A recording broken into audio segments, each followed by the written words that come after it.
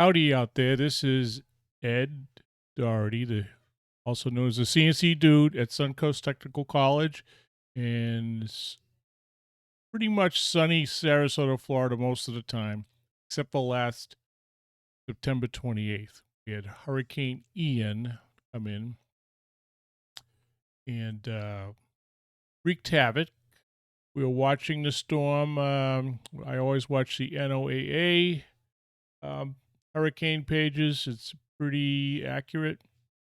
I actually started watching another guy's page called Mike's Weather Page. He lives in Oldsmar, which is the upper Tampa Bay area between Tampa and Clearwater. But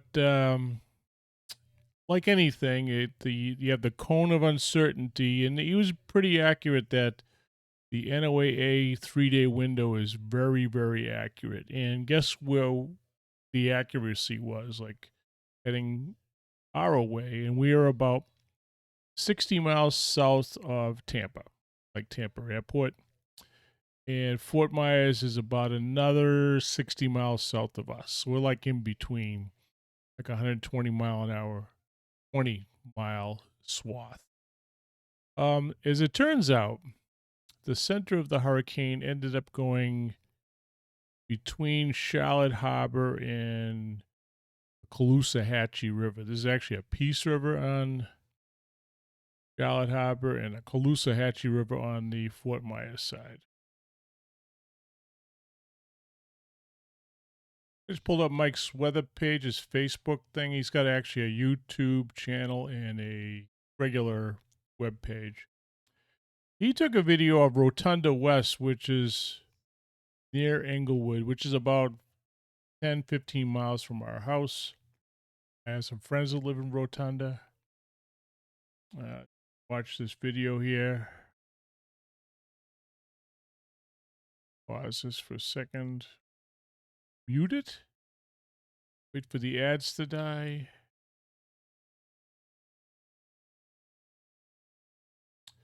Yeah, I'm familiar with Rotunda. There's canal works. There's some little bridges go up and over canals. And this is pretty similar to what our neighborhood looks like right now. Mostly a lot of lawn debris. This one looks like there's some roofing damage. You have the blue tarps that I think the Army Corps of Engineers and some other companies will come by and top your roof for you. So it'll be able to be livable and wait for the roofing companies to catch up. Let me pause for a second. I was able to go back into school for Thursday and Friday to do any kind of reorganizing. The school wasn't in any danger after we realized afterwards. You never know where these hurricanes are really going to go, but you prepare like it's going to hit. In the end, it ended up going south of us. So I happened to be watching Mike's page while I was doing some work here. And this is the Rotunda view again. And I guess they did some hurricane watching, like tornado watchers. I happened to catch some views here. These are just typical houses that in the neighborhoods we live in. Single family houses, 1 story, no basement. It's a slab on because we have a high water table. This is a mobile home park right here. There's a big difference between the single family concrete block houses and the manufactured homes or mobile home parks because wind can get under things easily and it's sheet aluminum pretty much is the construction. Some of these are fine, some of them aren't. It's the luck of the draw. But during a hurricane, when they do levels of evacuation, mobile homes are always considered to be number one evacuation area. It doesn't matter where you are, they're always be evacuated. You could tell like there's a house on the right here gone. One across the street, fine. They may not have electric. A lot of us were living off of generators. I think we had 9 days on the generator. Some of these do vary in age, but I'll tell you, it is really the luck of the draw.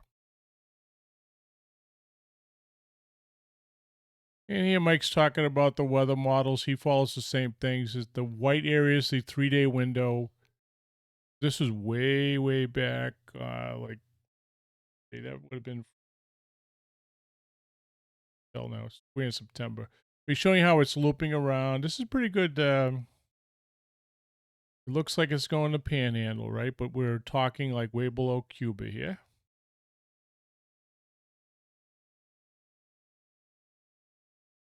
We'll bring it forward a little bit more and see how this is starting to turn. Before you know it, it's south. Tampa is actually on the upper edge of the red, and Naples would be the lower edge of the red. M means a major hurricane, which is category 3-ish. You follow this one here, it says M is greater than 110 miles an hour. So it's MMM, then it goes to H, and an S. That's predicted, so. And doing some slight shifts. And as it turned out, it is pretty close to that path.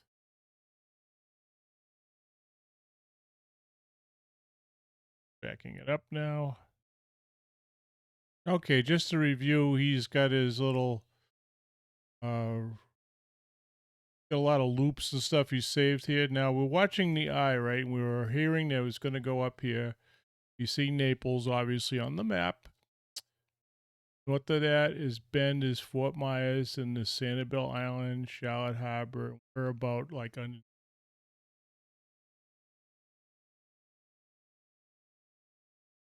And it looks like it's heading north-north, but it's starting to, don't take much to all of a sudden push it to the right. So right there is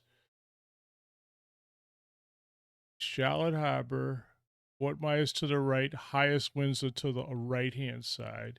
It's turning counterclockwise.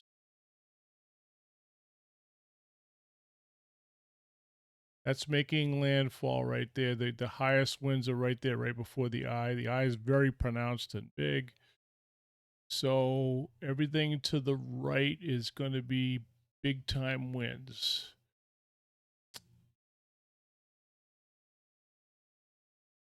It's made landfall. It's in red is in Charlotte Harbor.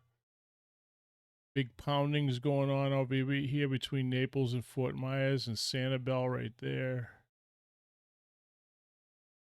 This is where it kind of like, we are up just above the yellow right here. This is actually wind direction going the opposite direction now. It was going, it changes direction actually. It's going like this. So up here it's going from east to west, and then it ends up going north to south. There. So we're all up in this area. So there's a big difference between, we got like 110 miles an hour, and down here was reaching 155. You see right on the beach area, the Fort Myers beach is effectively gone. Now it's made landfall. And notice it's all to the north here. Everything to the north is rain. And we had a lot of rain and flooding, not in our neighborhood, but just to review again. Got the eye, you got Havana over here, you got Key West. Heading around, a lot of bands out here. Even Miami's getting heavy rains. They go, get sucked in. Now it's like headed. And you've got a timeline there. Right. So what I wanted to get on to also is a fundraiser I'm working on. I have a student.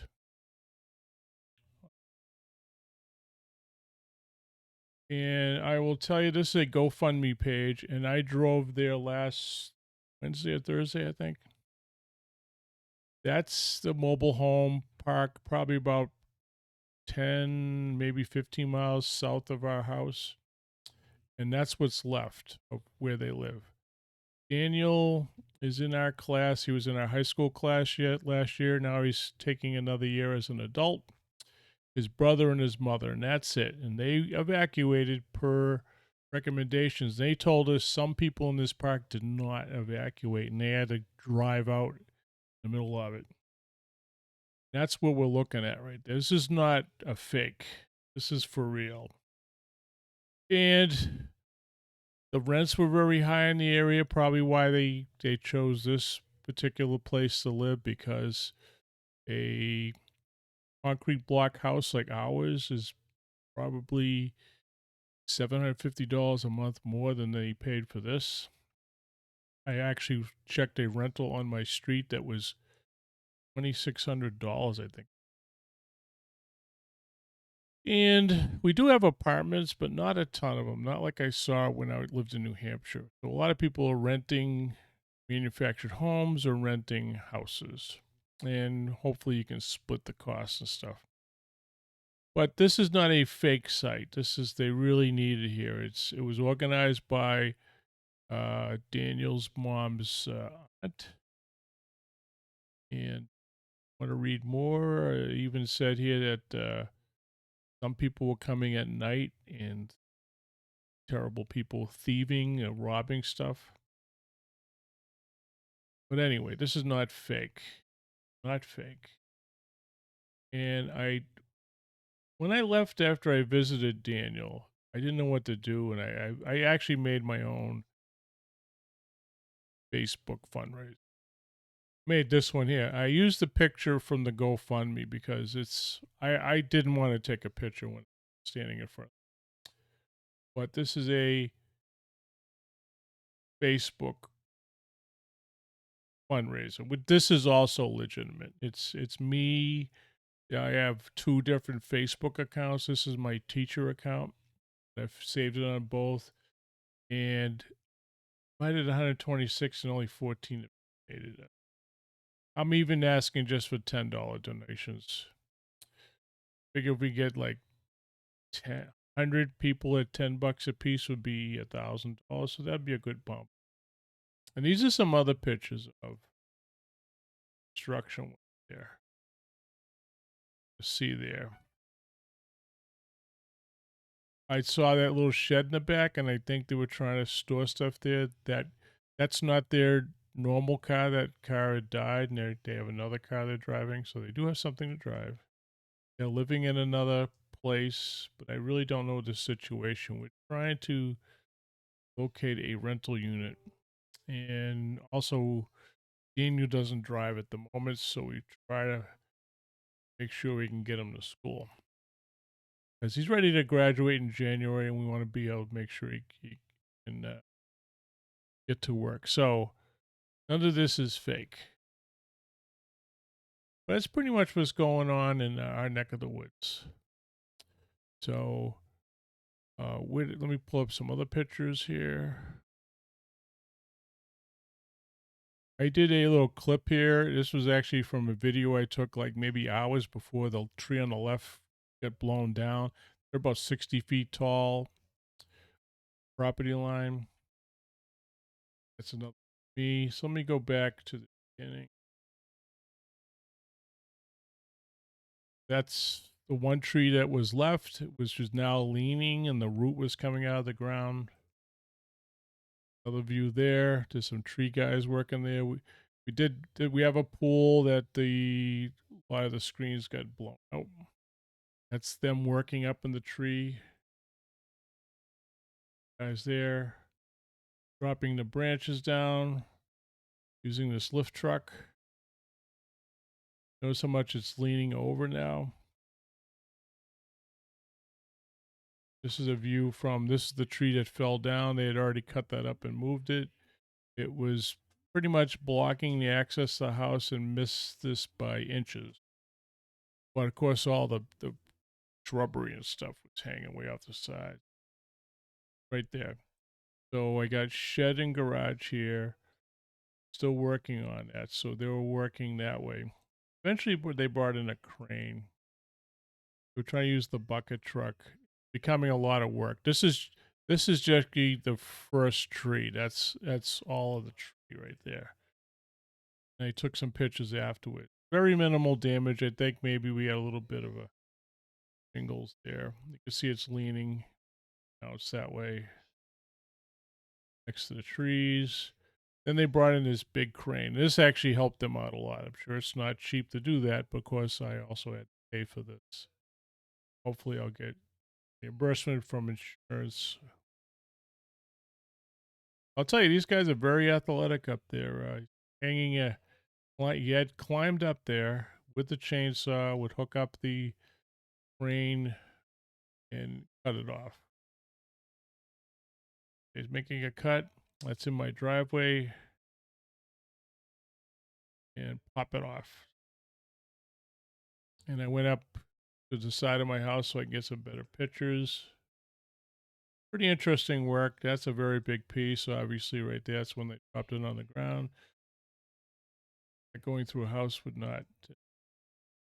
Also, I wanted to take a picture for the insurance company for the root was pulling out of the ground, so we couldn't wait to get like the best quote. And they're also not stump grinding, and they're not taking it away. The county is actually going to come by in the next couple of weeks and haul all this away. And I've seen it done before. They have two dump sites where they haul all this FEMA waste to. Got to separate our normal waste and our FEMA waste. They come down the street. They have a big claw that comes and puts it in a truck. That's the big crane that was in my yard. A lot of tree there. And just missing some screens, so I just wanted to document that. I can get You have 15 minutes left of computer time. I think I'm getting kicked off. So that's a little bit of what happened to us. But everything's fine now. But everything's fine. We got all our power back as of Friday the 7th. And our internet, obviously, because I'm able to do this now on my computer and put it up online. I'll tell you, you know what? I sort of plan to listen to Audible books and stuff, but I am addicted to TV and computer stuff.